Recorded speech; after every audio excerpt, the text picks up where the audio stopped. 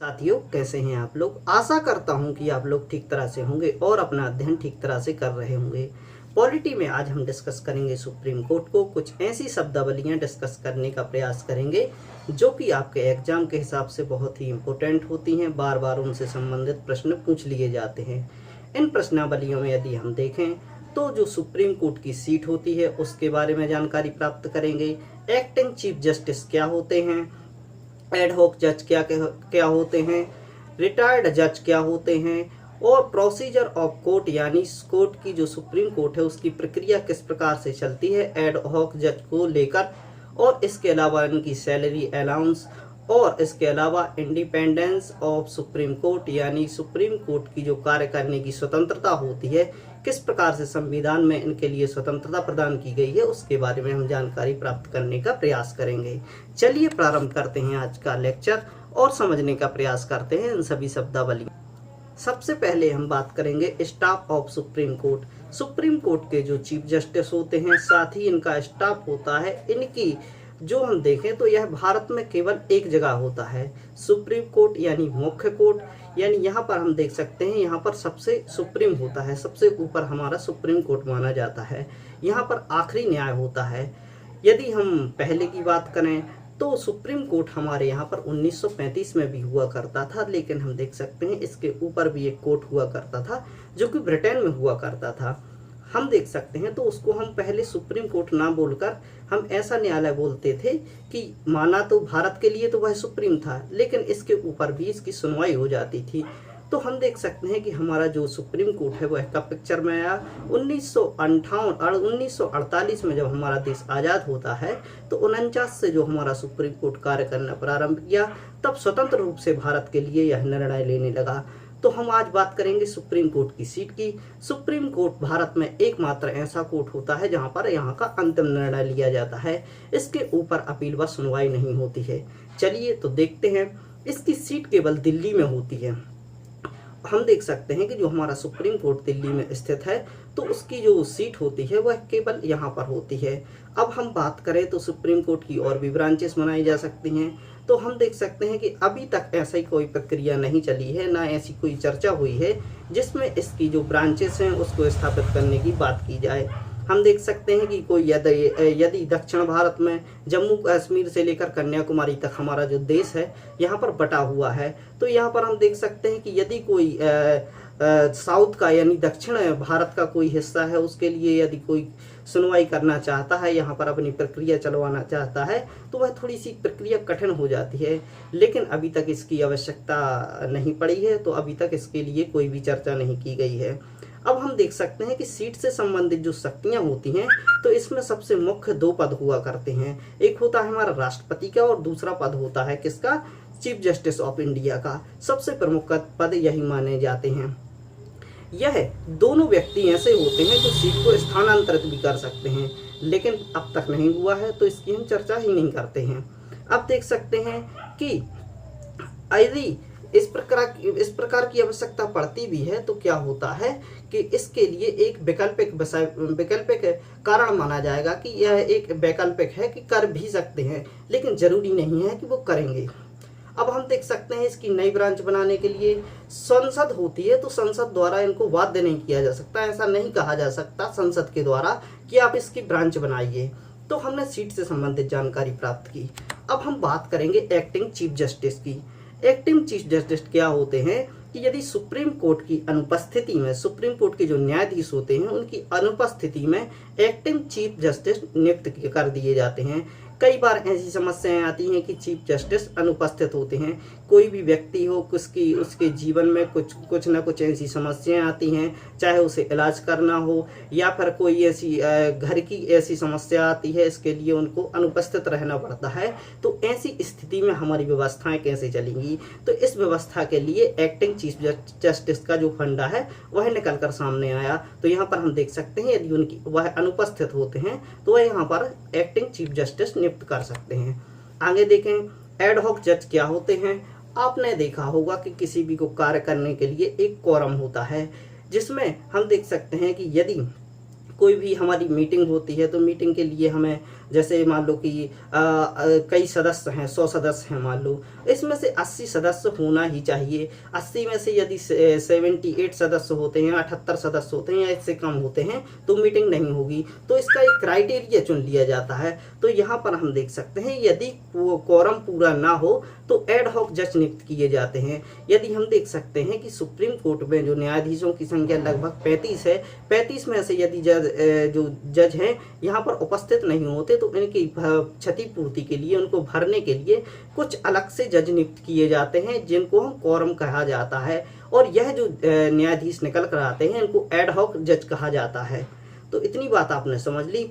और हम देख सकते हैं कि न्यायाधीश जो भी यहाँ पर एड हॉक जज के रूप में नियुक्त किए जाते हैं, इनकी शिक्षा किसके बराबर होनी चाहिए? सुप्रीम कोर्ट के न्यायाधीश के बराबर होनी चाहिए। यानी इनकी जो योग्यता है वह इसी प्रकार की होनी चाहिए जिस प्रकार की जज के लिए होती है। तो यह बात भी हमने समझ ली। तो एड हॉक जज के पास अब हम देख सकते हैं कि जो यहाँ पर आ जाता है, जो कोरम में शामिल कर लिया जाता है, उसके पास भी उतनी ही शक्ति होती है जितनी कि सामान्य न्यायाधीश के पास होती है जो कि कोरम का सदस्य होता है। अब हम देखें, आवश्यकता यदि पड़ती है, इनको कहीं से जज नहीं मिलते तो कोई रिटायर्ड जज यहाँ से जो निकल चुका है, जिसकी आयु भी पूरी हो चुकी है, उसके लिए वे लाकर यह अपना कोरम पूरा कर सकते हैं। अब हम इनकी सेवा एवं शर्तों की बात करें, इनकी सैलरी अनाउंस की बात करें तो यह सब क्या होता है? राष्ट्रपति पर निर्भर करता है। राष्ट्रपति जी द्वारा इनकी सेवा शर्तें निर्धारित की जाती हैं। अब हम बात करें प्रोसीजर ऑफ कोर्ट की, प्रक्रिया की यदि हम बात करें तो इसमें क्या होती है? जो यहाँ की प्रक्रिया होती है वह सुप्रीम कोर्ट द्वारा निर्धारित की जाती है। इसमें हम देख सकते हैं कि जैसे ही यहाँ पर जो इसकी स्वीकार्यता किसके द्वारा दी जाती है? राष्ट्रपति द्वारा। हम देखते हैं कि यहाँ पर जो प्रक्रिया चल रही है वह चीफ जस्टिस ऑफ इंडिया यानी सुप्रीम कोर्ट के मुख्य न्यायाधीश द्वारा प्रक्रिया को आगे बढ़ाया जाता है। लेकिन इसमें कंसल्ट किसके साथ करना पड़ता है? हमारे राष्ट्रपति जी के साथ। संसद से संबंधित यदि कोई केस निकल कर आता है तो उसमें 5 जज की बेंच द्वारा सुना जाता है। यानी हम देख सकते हैं कि कोई संवैधानिक केस है, उसकी यदि सुनवाई करनी है तो कम से कम 5 जजों का होना आवश्यक है। यदि 4 जज होते हैं तो वह संवैधानिक केस नहीं सुना जाएगा, यह वो अधूरा माना जाएगा। इसके अलावा हम देख सकते हैं कि जो सामान्य केस होते हैं तो सामान्य केस के लिए 3 जज की नियुक्ति की जाती है, यानी 3 जन की बेंच द्वारा सुनवाई की जाती है। आप देख सकते हैं कि यदि कोई केस पर सुनवाई होनी है तो इसमें प्राथमिकता होती है वह बड़ी बेंच को दी जाती है। यदि हम देख सकते हैं कि जो बाबरी मस्जिद का जो केस निकल कर आया था उसमें हम देख सकते हैं कि जो अयोध्या वाला केस था उसमें 5 जज की बेंच द्वारा वह केस को सुना गया था। तो हम देख सकते हैं कि इसके पहले जो केस सुना गया होगा वह 3 जज के द्वारा या 2 जज की बेंच द्वारा सुना गया होगा। लेकिन जो प्राथमिकता दी जाती है वह बड़ी बेंच को दी जाती है जहां पर ज्यादा से ज्यादा न्यायाधीश होते हैं। तो हमने समझा प्रोसीजर ऑफ कोर्ट की, किस प्रकार से यहाँ पर बेंच गठित की जाती हैं। संवैधानिक जो निर्णय होते हैं, जो केस होते हैं, उनके लिए 5 जज की बेंच होती है और नॉर्मल केसेस के लिए 3 जज की बेंच होती है। अब हम बात करें सेवा शर्तों की, सैलरी एंड अलाउंस की, तो यहाँ पर हम देख सकते हैं कि इनकी जो सेवा शर्तें होती हैं वह संसद द्वारा निर्धारित की जाती हैं। लेकिन एक बार जब यह निर्धारित कर देते हैं उनमें परिवर्तन करने का अधिकार संसद के पास नहीं होता। क्यों नहीं होता? इसके पीछे सबसे प्रमुख कारण यह है कि यदि संसद के पास इनकी सैलरी एवं अनाउंस से संबंधित ऐसी पावर आती है कि यदि यह परिवर्तित कर सकते हैं तो क्या हो सकता है? इसमें थोड़ा सा लालच आ सकता है। कोई सरकारी निर्णय हो सकते हैं वह इनके पक्ष में जा सकते हैं, वह लालच दे सकते हैं कि आप हमारे केस को इस प्रकार से सुनिए और हम आपकी सैलरी वगैरह बढ़ा देंगे। तो इनकी सैलरी होती है वह फिक्स होती है, इसलिए यह स्वतंत्रता पूर्वक अपना कार्य कर पाते हैं। अब हम बात करें सुप्रीम कोर्ट की स्वतंत्रता की, तो किस प्रकार से इस निकाय को स्वतंत्र बनाया गया है। हमारे देश में डेमोक्रेसी यानी लोकतंत्र के 3 स्तंभ माने जाते हैं। पहला होता है न्यायपालिका, दूसरा होता है कार्यपालिका, तीसरा होता है व्यवस्थापिका। तो यह तीनों जो निकाय हैं, जो स्तंभ हैं, यह अपने आप में सेपरेट हैं। तो इन तीनों जो स्तंभ हैं, तीनों जो यहाँ पर निकाय रखे गए हैं, इन तीनों को अपनी अपनी स्वतंत्रता होती है, इसमें किसी का भी हस्तक्षेप नहीं होता है। जब न्यायपालिका की बात होगी तो इसमें संसद हस्तक्षेप नहीं करेगी, कार्यपालिका हस्तक्षेप नहीं करेगी। तो यहाँ पर हम देख सकते हैं कि हमारा जो सुप्रीम कोर्ट है वह अपने आप में स्वतंत्र है निर्णय लेने की है। अब न्यायपालिका को स्वतंत्रता क्यों दी जाती है? उसको इसलिए स्वतंत्रता दी जाती है ताकि वह बिना किसी डर के, बिना किसी पक्ष का निर्णय निर्णय लिए अपने कार्य को आगे कर सके। तो इस प्रकार से हम देख सकते हैं कि हमारा जो निकाय है वह स्वतंत्र। अब हम देखें कि ऐसी कौन कौन सी जो बातें होती हैं जिनमें यह स्वतंत्र होती है। सबसे पहले हम देखें नियुक्ति के संबंध में। यदि सुप्रीम कोर्ट के न्यायाधीश द्वारा, जैसे कि आपने देखा होगा कि वह नियुक्तियां करते हैं, सुप्रीम कोर्ट के जज की नियुक्ति होती है, उसमें हम देख सकते हैं यह नियुक्ति करने के लिए अपने आप में स्वतंत्र होता है। किसी भी बाहरी शक्ति का इसमें हस्तक्षेप नहीं होता है। पद पर बने रहने का अधिकार, एक बार आपको नियुक्त कर दिया गया तो आपकी जब तक रिटायरमेंट की एज नहीं हो जाती तब तक वह आप पद पर रहेंगे। तो इसमें भी हम देख सकते हैं कि उनको दबाव नहीं बनाया जा सकता कि आप इस प्रकार के निर्णय लीजिए कि हम आपको आगे बनाए रखें वरना हम आपको हटा देंगे।